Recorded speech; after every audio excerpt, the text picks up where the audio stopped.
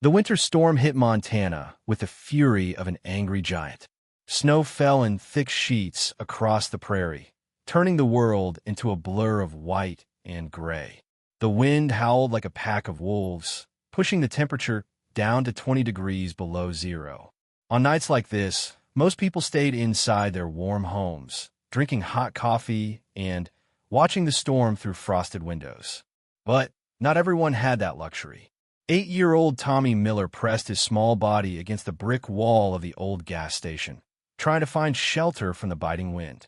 His thin jacket, full of holes and too big for his skinny frame, did little to keep out the cold. His shoes had holes in them too, and his socks were wet from walking through the snow. He had been walking for 3 hours now, ever since he ran away from the foster home. The foster home wasn't really a home at all. Mr. Peterson, the man who was supposed to take care of him, spent most of his time drinking beer and yelling at the kids. Mrs. Peterson was no better. She would lock Tommy in the basement when he asked for food, telling him that ungrateful children didn't deserve dinner. There were 5 other kids in that house, all of them scared and hungry most of the time. Tommy had tried to be good. He really had. He did his chores without being asked, kept quiet during the day, and never complained when there wasn't enough food to go around. But yesterday, when he asked if he could have a second helping of the watery soup they called dinner, Mr. Peterson had lost his temper. The man's hand came down hard across Tommy's face, leaving a red mark that still stung. "You eat what you get, boy," Mr. Peterson had shouted, his breath smelling like cheap beer. "One more word from you, and you'll sleep outside with the dogs." That night, Tommy lay on his thin mattress in the basement, listening to the other children cry softly in the dark. He made a decision then. He would rather face the winter cold than spend another day in that house. So when morning came and the Petersons were still sleeping off their hangovers, Tommy had quietly opened the back door and walked into the storm. Now, hours later, he was beginning to think he had made a terrible mistake. The cold was worse than anything he had ever felt before. His fingers were so numb he couldn't feel them anymore, and his legs felt heavy and strange. Every breath hurt his lungs, and he could barely keep his eyes open against the driving snow. The gas station had been closed for years. The windows were boarded up, and rust covered the old gas pumps like orange scabs. But it was the only shelter Tommy could find on this empty stretch of highway. He pulled his knees up to his chest and wrapped his arms around them, trying to make himself as small as possible. "Maybe someone will come," he whispered to himself, though his words were lost in the wind. "Maybe a nice family will stop and take me home." But as the hours passed, no cars came down the highway. The storm was too fierce, and smart people were staying indoors. Tommy felt his eyelids getting heavy. He knew that falling asleep in this cold could be dangerous, but he was so tired. The exhaustion felt like a heavy blanket pulling him down. Just as his eyes were starting to close, he heard something that made him sit up straight. Through the howling wind, he could hear the low rumble of an engine. Headlights cut through the swirling snow, growing brighter as they came closer. Tommy's heart began to race with hope and fear. What if it was Mr. Peterson coming to take him back? What if it was someone even worse? The vehicle slowed down as it passed the gas station, then stopped completely. Tommy could see that it was a big black truck, the kind that ranchers used to haul hay and feed. The engine idled for a moment, and then the headlights went out. A door slammed, and Tommy heard footsteps crunching through the snow. He pressed himself harder against the wall, trying to become invisible. Maybe if he stayed very still, the person would go away and leave him alone. But the footsteps kept coming, getting closer and closer. "Hello," called a voice. It was a man's voice, but it sounded different from Mr. Peterson's angry shouts. This voice was calm and gentle. "Is someone there? I saw something moving by the building." Tommy held his breath, but his small body was shaking so hard from the cold that he couldn't stop the chattering of his teeth. The sound echoed off the brick wall like tiny castanets. The footsteps stopped right in front of him. Tommy slowly looked up and saw a tall man standing in the snow. The man was wearing a heavy winter coat and a cowboy hat that was covered with snowflakes. Even in the dim light, Tommy could see that the man's face was kind. His eyes were warm and concerned, not angry or mean like the faces Tommy was used to seeing. "Well, I'll be," the man said softly, kneeling down in the snow so he could look at Tommy at eye level. "What's a little fella like you doing out here in this storm?" Tommy wanted to run, but his legs were too cold and stiff to move. He stared at the man with wide, frightened eyes, like a rabbit caught in a trap. The man slowly reached into his coat pocket, and Tommy flinched, expecting something bad. But instead of a weapon or a bottle, the man pulled out a pair of warm gloves. "Easy there, son," the man said in that same gentle voice. "I'm not going to hurt you. My name is William Morrison, but most folks call me Bill. I own a ranch about 10 miles from here." He gestured toward Tommy's hands, which were blue with cold. "Those fingers of yours look like they're about ready to freeze clean off. Can I help you put these gloves on?" Tommy nodded slowly, too cold and scared to speak. Bill carefully took Tommy's small hands in his own large, warm ones. Tommy was surprised by how gentle the man's touch was. Mr. Peterson's hands were always rough and angry, but Bill's hands were soft and caring as he slipped the gloves onto Tommy's frozen fingers. "There we go," Bill said with a smile. "That's got to feel a little better." He looked at Tommy's thin jacket and worn-out shoes, and his expression grew more concerned. "Son, you're going to freeze to death out here if you don't get somewhere warm soon. Where are your folks? Are they looking for you?" Tommy finally found his voice, though it came out as barely a whisper. "I don't have folks. I was staying with the Petersons, but they're mean. They don't give us enough food, and Mr. Peterson hits us when we ask for more." Bill's jaw tightened slightly when he heard this, but his voice remained gentle. "Is that why you're out here in the storm? You ran away from them?" Tommy nodded, and then the whole story came pouring out of him. He told Bill about the basement room, about go to bed hungry most nights, about the other children who were just as scared as he was. He told him about Mr. Peterson's angry fists and Mrs. Peterson's cold indifference. The words tumbled out of him like water from a broken dam, and once he started talking, he couldn't stop. Bill listened to every word without interrupting. His face grew sadder and angrier as the story went on, but he never let those feelings show in his voice when he spoke to Tommy. "Son," Bill said when Tommy finally finished talking, "no child should have to live like that. No child should have to run away into a blizzard because they're afraid of the people who are supposed to take care of them." He stood up and held out his hand to Tommy. "I know you don't know me from Adam, and I know you've got every reason to be scared of grown-ups right about now. But I give you my word as a Montana rancher that I'm not going to hurt you. My truck is warm, and I got a thermos of hot chocolate in there that my housekeeper made for me this morning. What do you say we get you warmed up before you turn into a popsicle?" Tommy looked up at Bill's outstretched hand. Everything inside him said to be careful, to not trust anyone. But there was something about this man that felt different. Maybe it was the way he had listened to Tommy's story without calling him a liar. Maybe it was the way he had put the gloves on Tommy's hands so gently. Or maybe it was just that Tommy was so cold and tired that he didn't have any fight left in him. Slowly, Tommy reached out and took Bill's hand. The man's grip was strong and warm, even through the gloves. "That's a brave boy," Bill said, helping Tommy to his feet. "Come on, let's get you to the truck." Tommy's legs were so stiff from the cold that he could barely walk. Bill noticed this and, without saying a word, scooped Tommy up in his arms like he weighed nothing at all. Tommy tensed up at first, expecting to be hurt, but Bill just carried him gently through the snow to the big black truck. The inside of the truck was like stepping into heaven. Warm air flowed from the heater, and the seats were made of soft leather that felt like a hug. Bill set Tommy down in the passenger seat and immediately reached for a thick blanket that was folded behind the seat. "Here we go," he said, wrapping the blanket around Tommy's small body. "Let's get you bundled up good and tight." The warmth felt so good that Tommy almost started crying. He hadn't been truly warm in months, not since before he went to live with the Petersons. Bill reached under the seat and pulled out a large thermos, then poured steaming hot chocolate into a metal cup. "Careful now," he said, handing the cup to Tommy. It's pretty hot, so take small sips. Tommy wrapped his hands around the cup, feeling the warmth seep through his gloves. The hot chocolate was the most delicious thing he had ever tasted. It was sweet and rich, with tiny marshmallows floating on top. He drank it slowly, savoring every drop.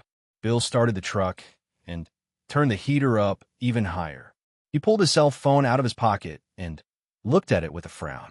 No signal out here, he said. This storm is probably knocking out the cell towers. But don't you worry, son. We'll get this sorted out once we get back to the ranch. Tommy looked at him with sudden panic. You're not going to take me back to the Petersons, are you? Bill's expression grew serious. Son, I can promise you that you will never have to go back to that house again. Not if I have anything to say about it. Something in the way he said it made Tommy believe him. This man, this stranger who had found him half frozen by an abandoned gas station, seemed to mean every word he said. As they drove through the storm, Bill talked quietly to help keep Tommy calm. He told him about his ranch, about the horses and cattle he raised, about his housekeeper Maria, who made the best apple pie in 3 counties. He talked about the wide, open spaces where a person could ride a horse all day and never see another soul, and about the mountains that turned purple at sunset. Sounds nice, Tommy said sleepily. The warmth and the hot chocolate were making him drowsy. It is nice, Bill said. Peaceful. Safe. A good place for a boy to grow up, I think. Tommy was almost asleep when he felt the truck turn off the main highway onto a gravel road. Through the swirling snow, he could see lights in the distance, warm and welcoming against the dark sky. We're almost home, Bill said softly. Home. Tommy liked the sound of that word, even though he wasn't sure he knew what it really meant anymore. But maybe, just maybe, he was about to find out. The truck pulled up in front of a large house made of logs and stone. It looked like something from a fairy tale, with warm light glowing from every window and smoke curling up from the chimney. Before they could get out of the truck, the front door opened and a woman came running out into the snow. Mr. Morrison, she called. Thank goodness you made it back safely. I was so worried about you driving in this storm. This had to be Maria, the housekeeper Bill had mentioned. She was a short, round woman with gray hair and a face that looked kind and motherly. When she saw Tommy in the truck, her expression changed to one of surprise and concern. Bill got out of the truck and walked around to Tommy's side. Maria, this is Tommy. I found him taking shelter at the old gas station on Highway 14. He's been having a rough time of it. Maria's hands flew to her cheeks. Ay, Dios mío, that poor baby. In this cold, bring him inside right now, before he catches his death. Bill lifted Tommy out of the truck, blanket and all, and carried him toward the house. As they stepped through the front door, Tommy felt like he was entering a different world. The house was warm and bright, with wooden floors that gleamed like honey and furniture that looked comfortable and well-loved. A fire crackled in a stone fireplace, and the air smelled like cinnamon and vanilla. It was the most beautiful place Tommy had ever seen. Maria bustled around them like a worried mother hen. Bring him to the guest room, Mr. Morrison.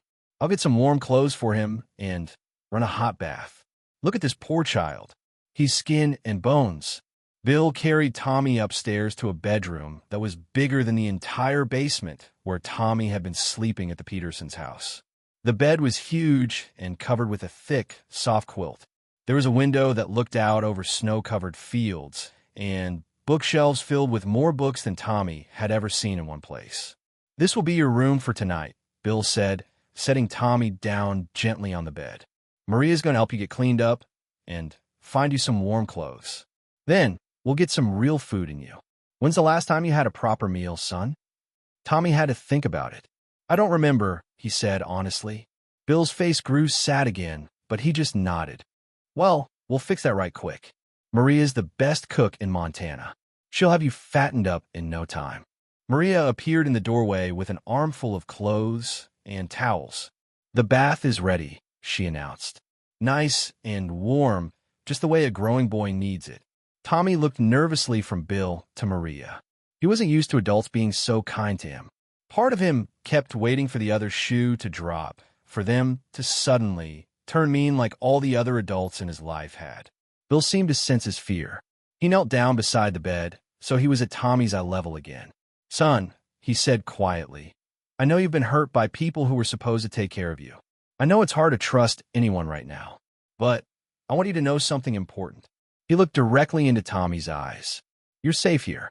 Nobody is going to hurt you, or yell at you, or make you go hungry. I give you my word on that." Tommy stared into Bill's eyes and saw nothing but kindness and honesty there. Slowly, he nodded. "Good boy," Bill said with a smile. "Now, let's get you cleaned up and fed. Tomorrow, when this storm passes, we'll figure out what comes next. But tonight, all you need to worry about is getting warm and getting some food in your belly." As Maria led Tommy toward the bathroom, chattering in a mixture of English and Spanish about how thin he was and how they were going to fix that, Tommy looked back at Bill one more time. "Mr. Morrison," he said quietly. "What is it, son?" "Thank you for stopping, for bringing me here." Bill's smile was warm enough to melt all the snow in Montana. "You don't need to thank me, Tommy. Sometimes we all need someone to help us through the storm." As Tommy sank into the warm bathwater a few minutes later, feeling clean and safe for the first time in months, he wondered if this was what having a real family felt like. He didn't know what tomorrow would bring, but for the first time in a very long time, he wasn't afraid to find out. Outside, the storm continued to rage, but inside the warm house, a scared little boy began to believe that maybe, just maybe, everything was going to be okay. The morning sun painted the snow-covered ranch in shades of pink and gold. Tommy woke up in the softest bed he had ever slept in, wrapped in warm blankets that smelled like lavender. For a moment, he couldn't remember where he was. Then, the events of the night before came flooding back, and he sat up quickly, wondering if it had all been a dream. But no, he was really here in this beautiful room, wearing clean pajamas that Maria had found for him. Through the big window, he could see endless fields of white snow stretching toward distant mountains. The storm had finally passed, leaving behind a world that looked clean and new. A gentle knock on the door made him jump. "Tommy," came Bill's voice from the hallway. "You awake, son? Maria's got breakfast ready if you're hungry." Tommy's stomach growled loudly in response. He couldn't remember the last time he had woken up to the smell of real food cooking. At the Petersons' house, breakfast was usually just stale cereal with watery milk, if there was anything at all. "I'm awake," Tommy called out, his voice still rough from sleep. "Good deal. Come on down when you're ready." No rush. Tommy quickly got dressed in the clean clothes that Maria had left for him. They were a little big, but they were warm and comfortable. When he made his way downstairs, following the amazing smells coming from the kitchen, he found Bill and Maria waiting for him with smiles on their faces. The kitchen was huge and bright, with copper pots hanging from hooks and fresh flowers on the windowsill. The table was set with more food than Tommy had seen in months. There were scrambled eggs that looked fluffy and golden, crispy bacon, fresh biscuits with butter and jam, and a tall glass of orange juice that caught the morning light like liquid sunshine. "Sit, sit," Maria commanded, pulling out a chair for him. "You need to eat." "Me, Joe. You're too skinny." Tommy sat down carefully, still not quite believing this was real. Bill took the seat across from him and poured himself a cup of coffee from a blue ceramic pot. "Sleep okay?" Bill asked casually, as if having a strange kid show up at his ranch was the most normal thing in the world. Tommy nodded, taking a careful bite of the eggs.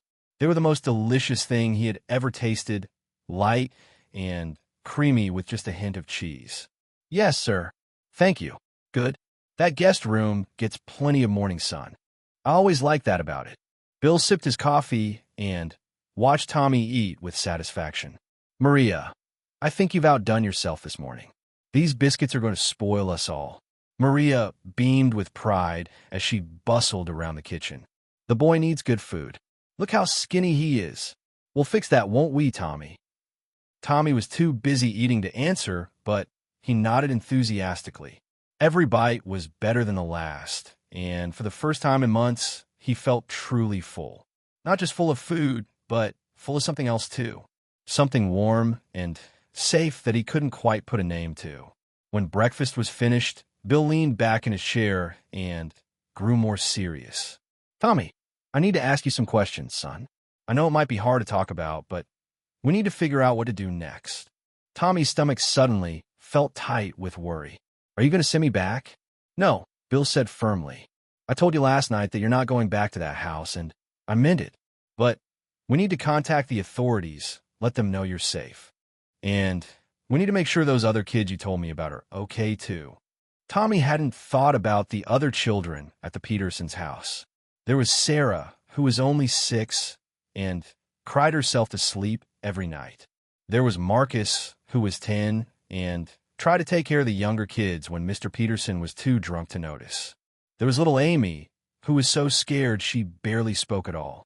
They're still there, Tommy said quietly. The other kids, they're still with the Petersons. Bill's jaw tightened. Then, we definitely need to make some phone calls. Those children deserve to be safe too. Within an hour, Bill's living room was full of people. There was Sheriff Martinez, a kind-faced woman who spoke gently to Tommy and asked him to tell her everything about his time at the Petersons' house. There was Mrs. Chun from Child Protective Services, who took careful notes and promised that Tommy would never have to go back to a place where he wasn't safe. There was even Dr. Williams, the local doctor, who checked Tommy over to make sure the cold hadn't hurt him permanently. You're a lucky boy, Dr. Williams said as he packed up his medical bag. Another hour or two in that storm, and you might not have made it. Sheriff Martinez closed her notepad and looked at Bill. We'll be paying a visit to the Petersons this morning. If what Tommy's told us is true, and I have no reason to doubt it, those children will be removed from that home immediately. What about Tommy? Bill asked. What happens to him now? Mrs. Chun looked up from her paperwork. Well, we'll need to place him in a temporary foster home while we work on finding him a permanent placement. I have a few families on my list who might. What if he stayed here? Bill interrupted. The room fell silent. Everyone turned to look at him, including Tommy, whose heart suddenly started beating very fast. Mr. Morrison, Mrs. Chun said carefully, are you saying you'd like to be considered as a foster placement for Tommy? Bill looked across the room at Tommy, who was sitting on the big leather couch looking small and scared again. I'm saying that this boy has been through enough disruption in his life. He's safe here, he's comfortable here, and if he wants to stay, I'd be honored to have him. Tommy felt tears spring to his eyes. No one had ever wanted him to stay anywhere before. He had always been a burden, a problem to be solved or gotten rid of. But Bill Morrison was actually asking if he wanted to stay in this beautiful house with a warm kitchen and the soft bed and Maria's amazing cooking. Tommy, Mrs. Chun said gently, how would you feel about staying here with Mr. Morrison? Just temporarily, while we work on finding you a permanent home. Tommy looked at Bill, who gave him an encouraging nod. I'd like that very much, Tommy said in a voice barely above a whisper. Well then, Sheriff Martinez said with a smile, I think we can make that work. Mr. Morrison, you'll need to go through the standard background checks and home inspection, but given the circumstances and your reputation in the community, I don't foresee any problems. Mrs. Chun was already pulling forms out of her briefcase. I can start the paperwork right now. We'll need to move quickly if we want to have everything in place by this afternoon. As the adults bustled around filling out forms and making phone calls, Bill came over and sat down next to Tommy on the couch. You sure about this, son? He asked quietly. I know it's a lot to take in all at once. Tommy nodded eagerly. Yes, sir. I really want to stay. But he hesitated, looking down at his hands. What if you change your mind? What if you decide you don't want me here anymore? Bill's expression grew very serious. He gently placed his hand on Tommy's shoulder. Tommy, I want you to listen to me very carefully. I don't make promises I can't keep. When I say you're welcome here, I mean it. You're not a burden or a charity case. You're a good boy who deserves a chance to be happy and safe. But why? Tommy asked, the question that had been burning inside him since the night before. Why did you stop for me? Why do you care what happens to me? Bill was quiet for a long moment, looking out the window at the snow-covered fields. When he spoke, his voice was soft and thoughtful. You know, Tommy, I grew up on this very ranch. My father built this house with his own 2 hands, and his father before him cleared this land and started our first herd of cattle. For 4 generations, the Morrison family has called this place home. He paused, still looking out at the land. I always thought I'd have a son of my own someday. Someone to teach how to ride and rope, how to care for the animals, how to read the weather, and know when a storm's coming. But life doesn't always work out the way we plan. Tommy waited quietly, sensing that Bill was telling him something important. My wife and we tried for years to have children, but it just wasn't meant to be. She passed away 5 years ago, and I thought that was the end of it. I figured I'd be the last Morrison to live on this ranch. He turned to look at Tommy then, and his eyes were bright with unshed tears. But maybe I was wrong. Maybe sometimes family isn't just about blood. Maybe sometimes it's about finding someone who needs what you have to give. Tommy felt his own eyes fill with tears. You really mean it? You really want me to be part of your family? Bill's smile was brighter than the sun on the snow outside. Son, I can't think of anything I'd like more. The rest of the day passed in a blur of activity. Mrs. Chun completed her inspection of the house and declared it more than suitable for a child. Sheriff Martinez called with news that the other children had been removed from the Petersons' home and were being placed with loving families. The Petersons themselves had been arrested and would be facing serious charges. Dr. Williams returned in the afternoon with the results of Tommy's blood work.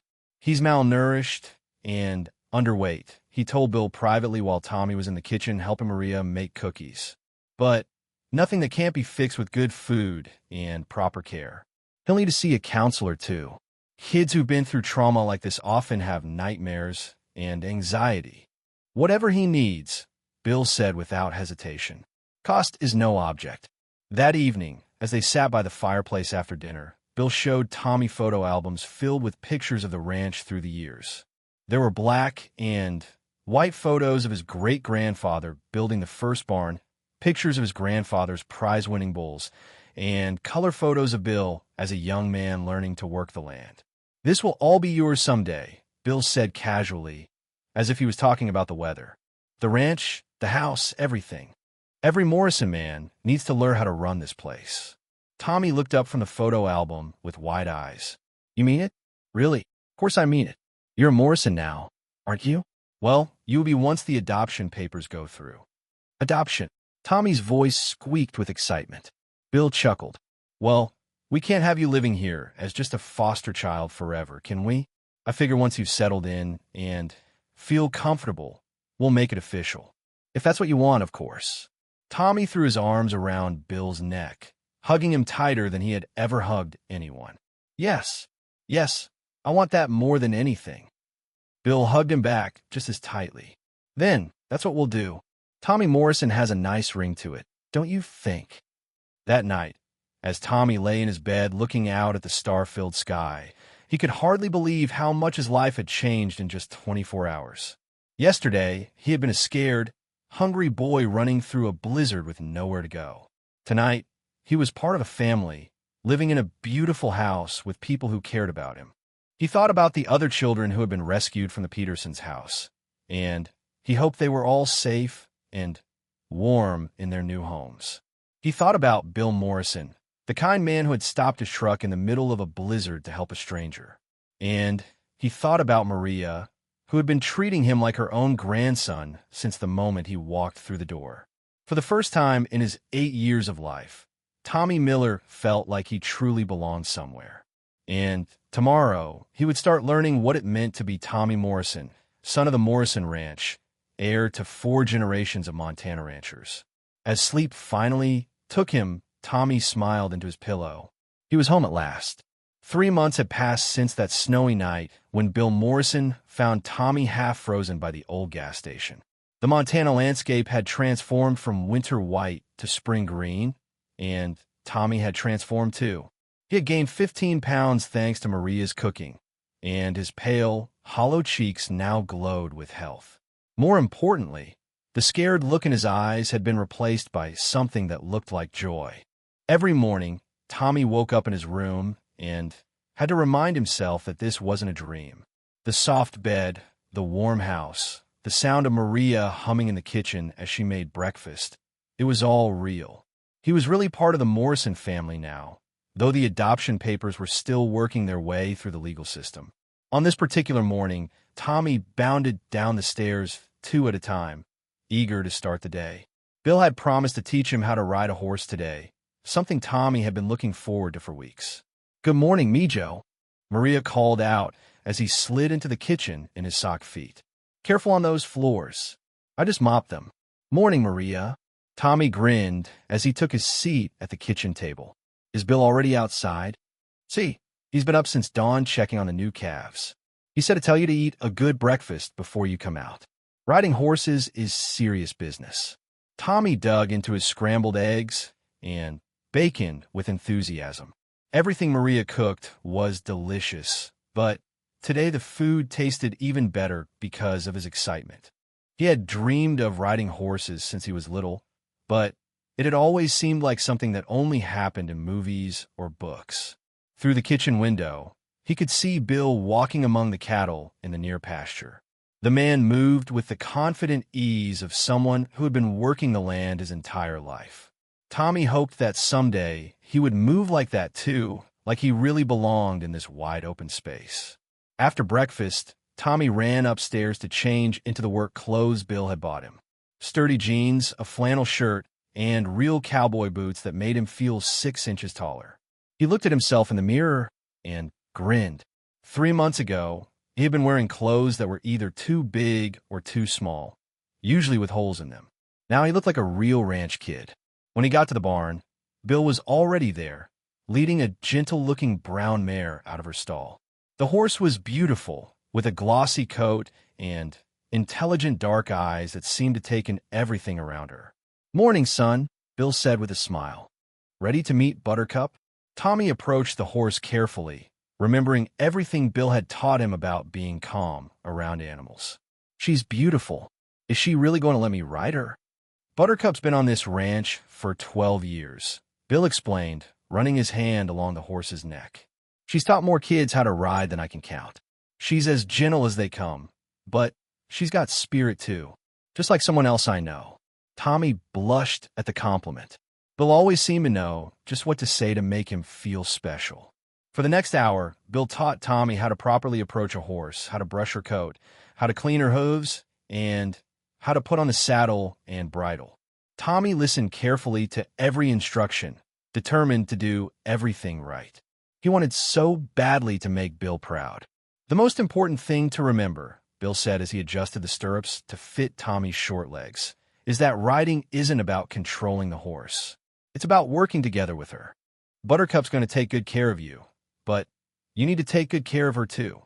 When Tommy finally climbed into the saddle, his heart was pounding with excitement and nervousness. The ground looked very far away, and Buttercup felt much bigger when he was sitting on her back than she had when he was standing beside her. "Easy, son," Bill said, placing a reassuring hand on Tommy's leg. "Just relax and let yourself move with her. Buttercup's not going anywhere you don't want to go." With Bill walking alongside them, Tommy took his first horseback ride around the paddock. At first, he gripped the saddle horn so tightly his knuckles turned white. But gradually, as Buttercup moved with her steady, gentle gait, Tommy began to relax. By the third time around the paddock, he was sitting straighter and even managed to wave at Maria, who was watching from the kitchen window with a huge smile on her face. "Look at you," Bill called out proudly. "Natural-born horseman. Your great-grandfather would be proud." The mention of his great-grandfather made Tommy sit up even straighter. Bill often told him stories about the Morrison men who had come before, and Tommy loved feeling like he was part of that long tradition. Even though he hadn't been born a Morrison, Bill always made him feel like he belonged to this family history.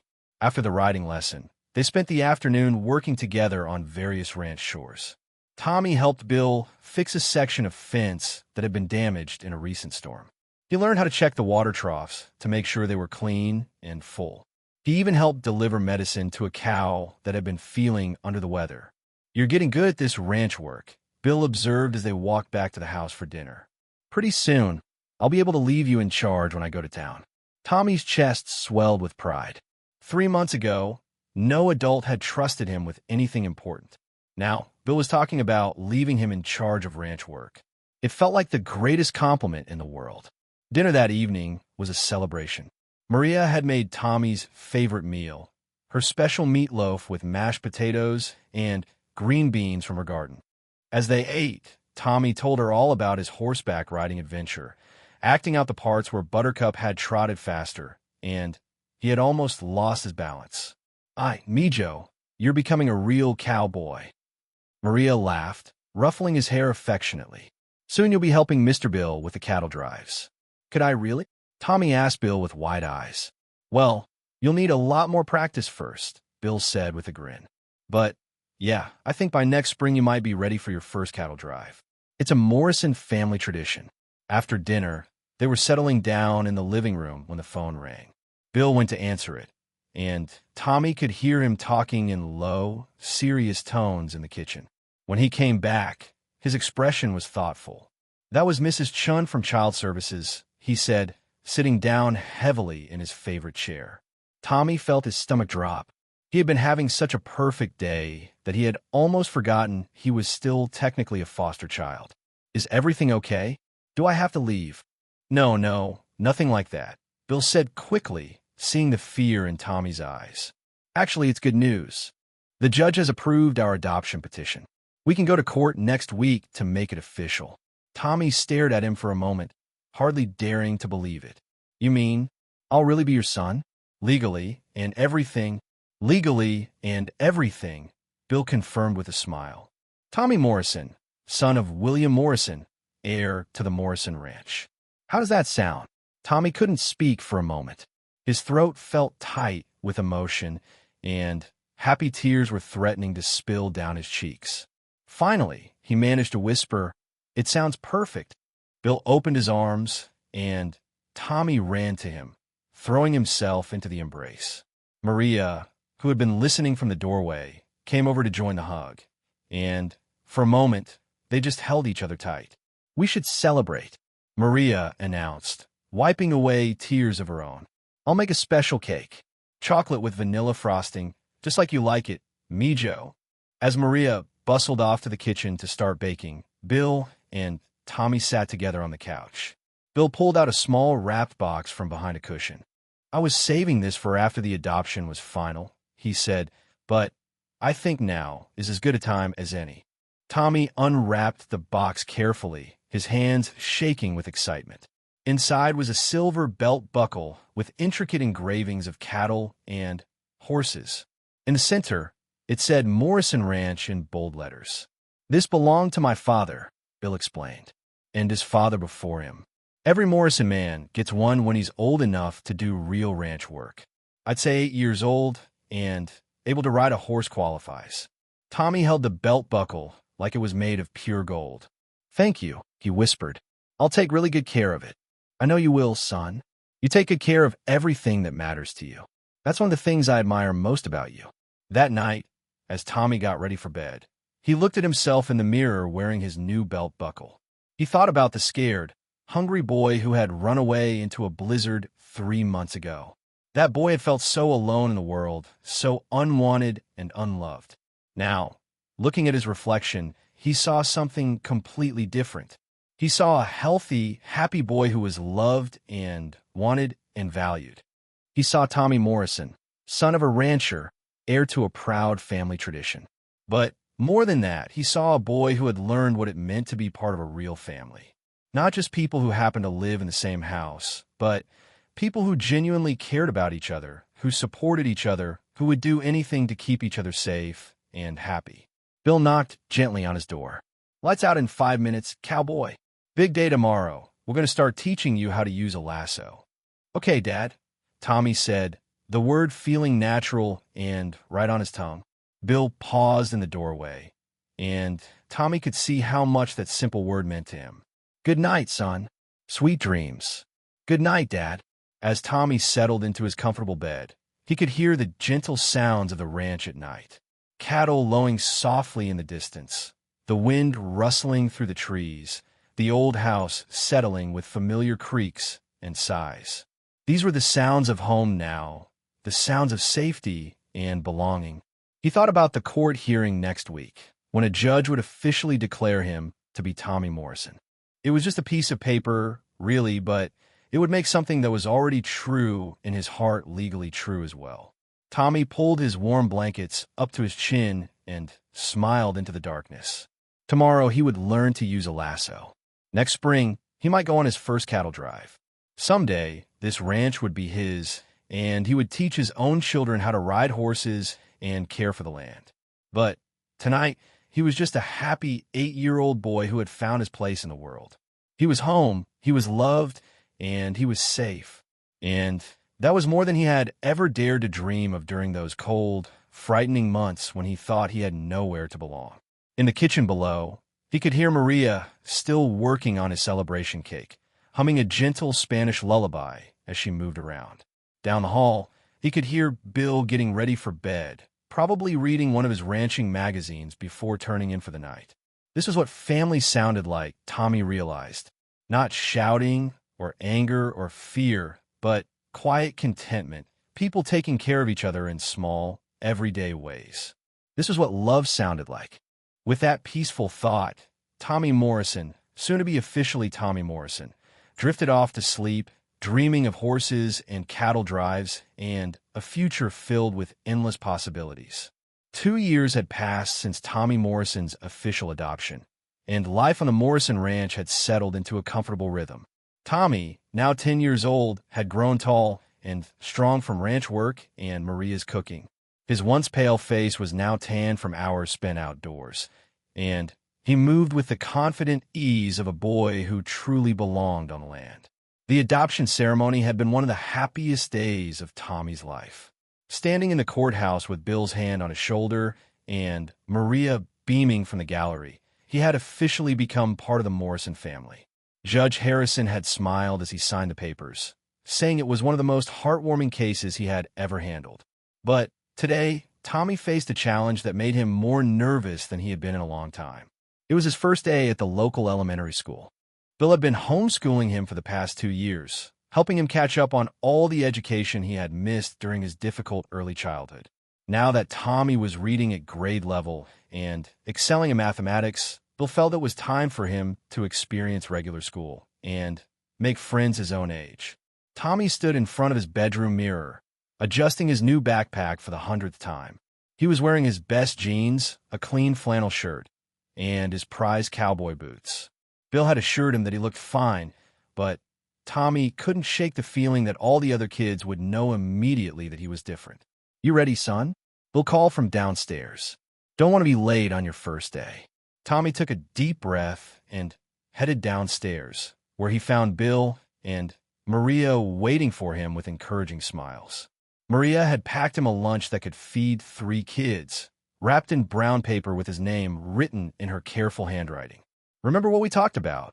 Bill said as they walked to the truck. "Just be yourself. You're a good kid with a good heart. The other children will see that. But what if they ask about my parents? My real parents?" Tommy asked, climbing into the passenger seat. Bill paused before starting the engine. This was a conversation they had several times over the past 2 years. "You tell them the truth if you want to. You had a difficult start in life, but now you're part of the Morrison family. There's no shame in that story, Tommy. In fact, it shows how strong and brave you are." The drive to Meadowbrook Elementary School took 15 minutes through rolling hills dotted with ranches and farms. Tommy's stomach churned with nervousness as they pulled into the parking lot. Children were everywhere, laughing and playing and calling out a friend they hadn't seen all summer. "I'll walk you in," Bill offered, but Tommy shook his head. "I need to do this myself," he said, trying to sound braver than he felt. Bill's proud smile made Tommy stand a little straighter. "That's my boy. I'll pick you up at 3:30. Have a good day, son." Tommy walked through the front doors of the school, following the signs to the 4th grade classroom. The hallways were bright and cheerful, decorated with colorful artwork and motivational posters. Other kids moved past him with the easy confidence of children who had been attending this school for years. When he found his classroom, Mrs. Patterson was standing at the door greeting students as they arrived. She was a middle-aged woman with kind eyes and a warm smile that immediately put Tommy at ease. "You must be Tommy Morrison," she said, shaking his hand formally. "I've heard wonderful things about you from your father. Welcome to 4th grade." "Thank you, ma'am," Tommy replied politely, the way Bill had taught him. Mrs. Patterson led him to a desk near the window, where he could see the mountains in the distance. As other students filed in, Tommy tried to make himself invisible, focusing on organizing his new school supplies. "Hey, you're new," said a voice beside him. Tommy looked up to see a girl with curly red hair and freckles covering her nose. She had the kind of smile that made other people want to smile back. "I'm Katie Sullivan. My dad owns the farm next to the Morrison Ranch." Tommy's face lit up with recognition. "Oh, Bill mentioned your family. He said your dad grows the best corn in the county." "He does," Katie said proudly. "And my mom makes the best apple pie. What's it like living on such a big ranch? I bet you have horses and everything." Before Tommy could answer, a boy with dark hair leaned over from the next desk. "Did you say Morrison Ranch? That's the biggest spread in 3 counties. My uncle works cattle drives for Mr. Morrison sometimes. He says Mr. Morrison is the best boss he's ever had." "That's my dad," Tommy said, feeling a surge of pride. "Really?" The boy's eyes widened. "Cool. I'm Jake Martinez. My uncle Carlos probably knows you then." Tommy grinned. "Carlos is great. He taught me how to throw a lasso last summer." As the morning progressed, Tommy found that his worries had been mostly unfounded. The other children were curious about ranch life, asking him questions about horses and cattle that he was happy to answer. When the teacher asked students to share what they had done over the summer, Tommy told the class about learning to drive a tractor and helping with the hay harvest. His classmates listened with genuine interest, and several of them said they wished they could visit his ranch sometime. At lunch, Katie invited Tommy to sit with her group of friends. They ate outside on picnic tables under tall oak trees, and Tommy shared some of Maria's homemade cookies with the other kids. Everyone agreed that Maria must be an amazing cook. "So have you always lived on the ranch?" asked a girl named Emma. Tommy paused with his sandwich halfway to his mouth. This was the question he had been dreading. He looked around the table at the friendly faces of his new classmates and made a decision. "No," he said quietly. "I came to live with Bill when I was 8. He adopted me." "That's so cool," said Jake. "My cousin was adopted too. She says it's special because her parents chose her specifically. My aunt couldn't have kids, so she and my uncle adopted 2 babies from China," added Emma. "They always say those babies were meant to be their children." Tommy felt a warm feeling spread through his chest. These kids didn't think there was anything wrong or shameful about being adopted. To them, it was just another way that families were made. "Bill always says the same thing," Tommy said with a smile. "He says sometimes the best families aren't born, they're chosen." The afternoon passed quickly with math lessons and science experiments. Tommy discovered that all those hours Bill had spent teaching him had paid off. He was actually ahead of his classmates in several subjects, particularly in anything involving practical applications. When Mrs. Patterson asked the class to calculate how many acres of fencing would be needed for a rectangular pasture, Tommy had the answer before most kids had even figured out where to start. "Excellent work, Tommy," Mrs. Patterson said after class. "You have a very practical understanding of mathematics. I suspect ranch life has taught you more than you realize." When Bill picked him up at 3:30, Tommy practically bounced into the truck. "Well," Bill asked with an amused smile. "How was it?" "It was great," Tommy exclaimed. "I made friends, and the teacher is really nice, and everyone thought it was cool that I live on a ranch. Katie Sullivan invited me to come see their new foals this weekend, and Jake Martinez wants to come visit our ranch sometime. His uncle Carlos works for us." Bill chuckled. "Sounds like you had quite a day. I told you there was nothing to worry about. You were right." "And Dad?" Tommy looked at Bill seriously. "When the kids asked about my family, I told them about being adopted.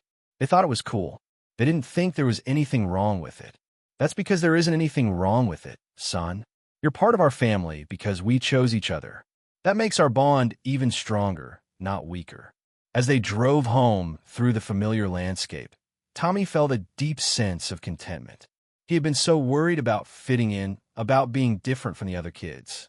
But He was learning that being different wasn't necessarily a bad thing.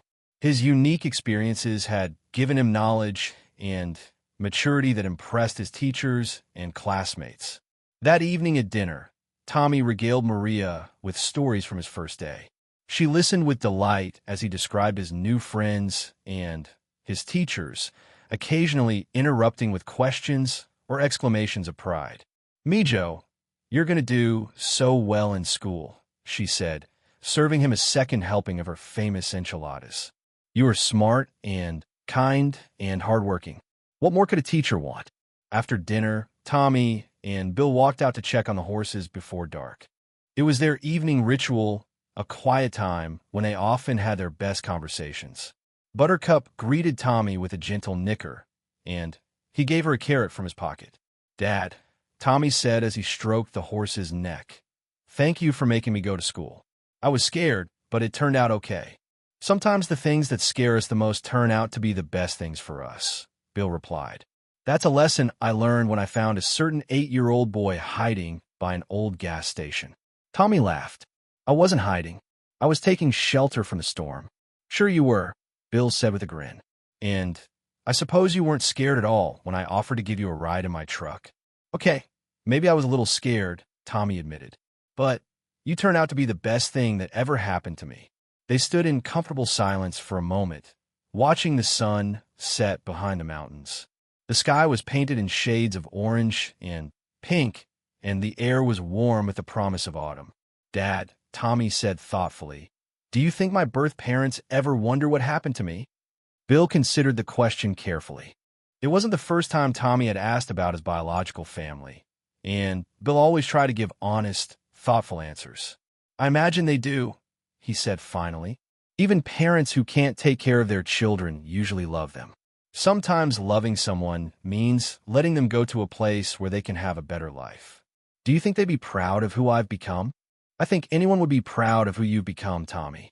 You're kind, hardworking, honest, and brave. You've taken all the difficult things that happened to you and used them to become stronger, not bitter. That takes real character." Tommy nodded, feeling satisfied with that answer.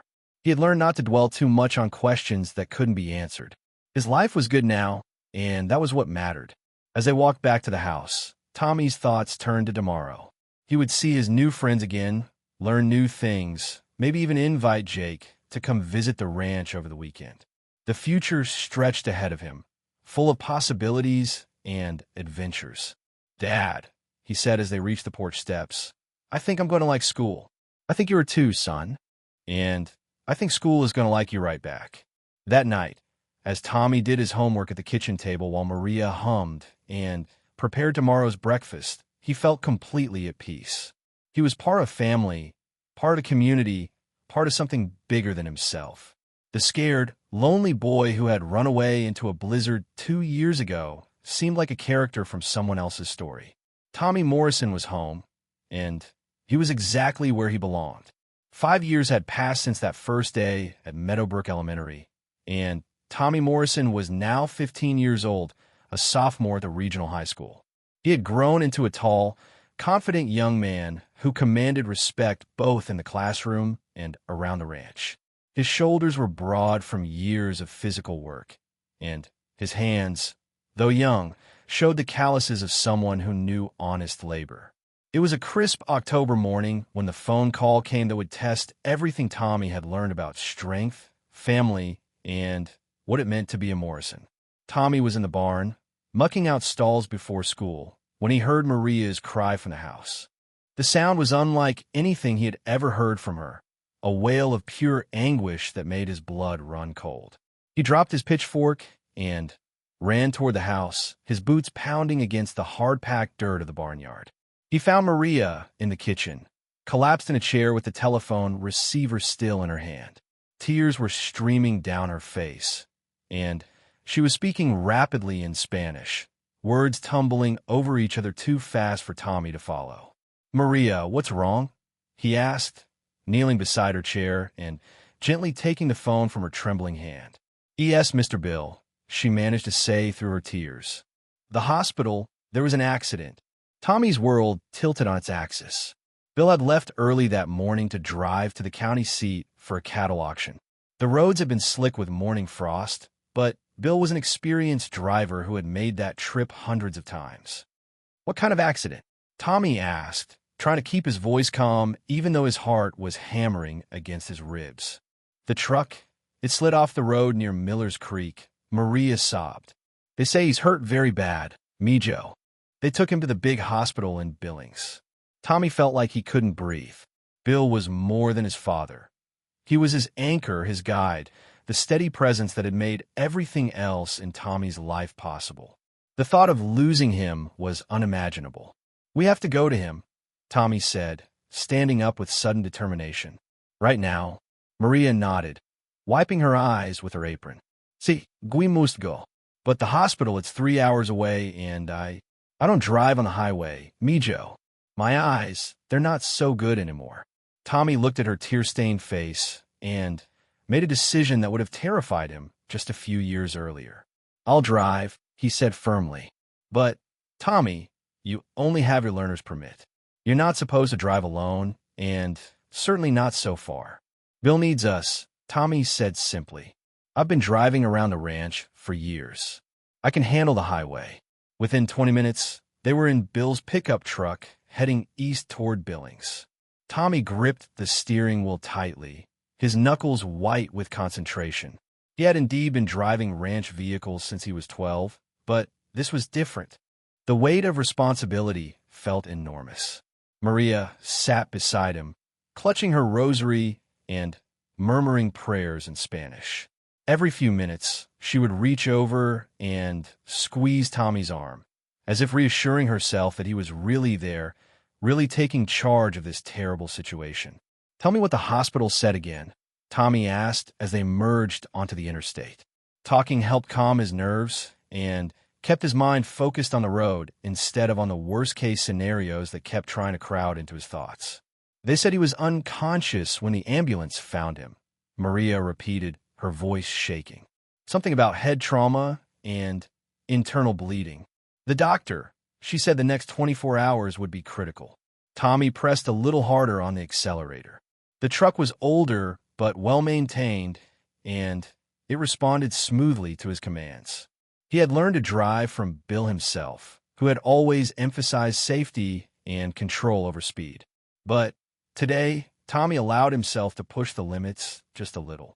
The 3-hour drive seemed to take forever and no time at all. They spoke in fits and starts, sometimes falling into worried silence, sometimes sharing memories of Bill that made them both smile despite their fear. Maria told Tommy stories about the day she had first come to work for Bill, how lonely he had been after his wife died, how much joy Tommy had brought into his life. "You saved him, you know," Maria said as they passed a sign indicating they were 50 miles from Billings. "Before you came, Mr. Bill was just going through the motions of living. You gave him a reason to look forward to tomorrow."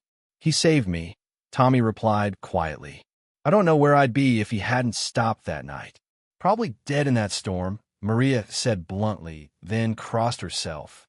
"Dios forgive me for saying such things, but it's true. You saved each other."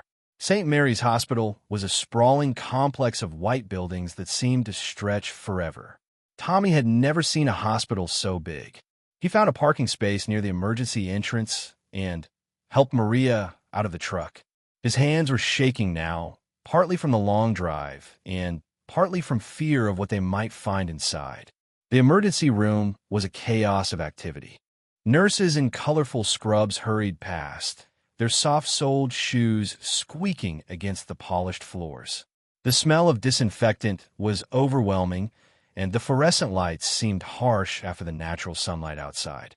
Tommy approached the information desk with Maria beside him. "We're here about William Morrison," he said to the receptionist. "He was brought in from a car accident this morning." The woman typed on her computer, frowning slightly. "Are you family?" "I'm his son," Tommy said without hesitation. "This is our housekeeper. She's like family too." The receptionist's expression softened. "He's in surgery right now. Dr. Phillips is the attending physician. If you'll have a seat in the surgical waiting area, someone will come talk to you as soon as there's news." The waiting area was a sterile room with uncomfortable chairs and magazines that were months out of date. Tommy and Maria sat side by side, holding hands and watching the clock on the wall tick away the minutes. Other families waited nearby, all wearing the same expression of worried hope. After what felt like hours, a doctor in green surgical scrubs approached them. She was a middle-aged woman with tired eyes, but a kind face. "Are you the Morrison family?" she asked. Tommy and Maria both stood up. "Yes, ma'am. I'm Tommy Morrison, and this is Maria Gonzalez." "How is he?" Dr. Phillips sat down and gestured for them to do the same. "Mr. Morrison has been through quite an ordeal. He suffered a severe concussion, 3 broken ribs, and significant internal bleeding from a damaged spleen. We've managed to stop the bleeding, but he's in a medically induced coma to allow his brain to heal." "Is he going to be okay?" Tommy asked, his voice barely above a whisper. "The next 72 hours are critical," the doctor said honestly. "He's stable for now, but traumatic brain injuries can be unpredictable. I wish I could give you more definitive answers, but we'll know more in the coming days." Tommy felt like the floor had dropped out from under him. This strong, steady man who had been his rock for 7 years was lying unconscious in a hospital bed, fighting for his life. "Can we see him?" Maria asked. "For a few minutes. He won't be able to hear you, but some people find it comforting to be with their loved ones." The intensive care unit was unlike anything Tommy had ever experienced. Machines beeped and hummed constantly, and the air smelled of medicine and worry. Bill lay in a narrow bed surrounded by monitors and tubes.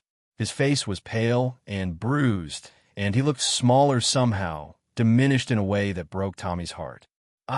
Mr. Bill," Maria whispered, gently taking his hand. "You have to get better, okay? Tommy and we need you. The ranch needs you." Tommy stood on the other side of the bed, staring at the man who had saved his life in every way that mattered. This was the person who had taught him how to ride a horse, how to fix a fence, how to be honest and hardworking and kind. This was the man who had chosen him, who had given him a name and a home and a future. "Dad," Tommy said quietly, his voice cracking with emotion, "I need you to fight, okay? I need you to come back to us. I'm not ready to do this without you." They stayed for as long as the nurses would allow, then reluctantly returned to the waiting area. As evening fell, Dr. Phillips suggested they find a hotel nearby and get some rest. "There's nothing more you can do tonight," she said gently. "We'll call if there's any change in his condition." Tommy found him a modest hotel room a few blocks from the hospital. Neither of them had much appetite, but he insisted that Maria eat something from the restaurant attached to the hotel lobby. She picked at a bowl of soup while he forced down a sandwich that tasted like cardboard. That night, lying in the unfamiliar hotel bed, Tommy stared at the ceiling and thought about everything Bill had taught him. Not just the practical skills of ranch work, but the deeper lessons about responsibility and integrity and what it meant to be a man. Bill had always said that life would test Tommy, that there would be moments when he would have to dig deep and find strength he didn't know he had. Tommy had thought those tests would be about ranch emergencies or business decisions. He had never imagined it would be about facing the possibility of losing his father. But as the hours passed, Tommy felt something shifting inside him. The scared 8-year-old boy who had once hidden by a gas station was still part of him, but he was no longer in control. In his place was a young man who had been raised by one of the best men in Montana, who had learned what it meant to take care of the people and things you loved. If Bill didn't make it, and Tommy forced himself to consider that possibility, then it would be up to him to take care of Maria, to run the ranch, to carry on the Morrison name with honor. It was a terrifying thought, but it was also strangely comforting. Bill had prepared him for this, whether either of them had realized it or not. The next morning, they returned to the hospital to find that Bill's condition was unchanged. Dr. Phillips explained that this was actually good news. No change was better than deterioration. "His brain activity is normal," she said, showing them squiggly lines on a computer monitor. "He's fighting. Now we just have to wait and let his body heal. For 3 days, Tommy and Maria maintained their vigil. They took turns sleeping in uncomfortable hospital chairs, eating vending machine food, and talking quietly to Bill even though he couldn't hear them. Tommy called the school to explain his absence, and he called Carlos to make sure the ranch was being looked after. On the 4th day, as Tommy sat beside Bill's bed reading aloud from a ranching magazine, he saw Bill's eyelids flutter. At first, he thought he had imagined it, but then it happened again. "Maria," Tommy called out, his voice filled with excitement. "Get the nurse. I think he's waking up." Dr. Phillips arrived within minutes, checking Bill's pupils with a small flashlight and adjusting some of the machines. Slowly, Bill's eyes opened, unfocused and confused, but definitely open. "Mr. Morrison," Dr. Phillips said loudly, "can you hear me? You're in the hospital, but you're safe." Bill's gaze wandered around the room until it settled on Tommy's face. Recognition dawned slowly, and his lips moved as if he was trying to speak. "Dad," Tommy said, tears streaming down his face. "You're okay. You're going to be okay." Bill's recovery was slow, but steady. The doctors were amazed by his progress, attributing it to his excellent physical condition and, in Dr. Phillips' words, having something important to live for. 2 weeks later, they were finally able to go home. Bill was weak and would need months of physical therapy, but the doctors were confident he would make a full recovery. As Tommy helped him into the passenger seat of the truck for the drive home, Bill looked at him with obvious pride. "I hear you took charge while I was out of commission," Bill said, his voice still a little hoarse from the breathing tube he'd had during surgery. "I did what you taught me to do," Tommy replied, starting the engine. "I took care of what needed taking care of." "That's my boy," Bill said with a smile. "I always knew you had it in you." As they drove through the familiar landscape toward home, Tommy realized that something fundamental had changed during those terrifying days of the hospital. He was no longer just Bill Morrison's adopted son. He was a Morrison in his own right, someone who could be counted on when things got tough, someone who could shoulder responsibility when it was needed. The scared little boy who had once run away into a blizzard was gone forever, replaced by a young man who would never run away from anything again. He was home, he was loved, and he was exactly who he was meant to be.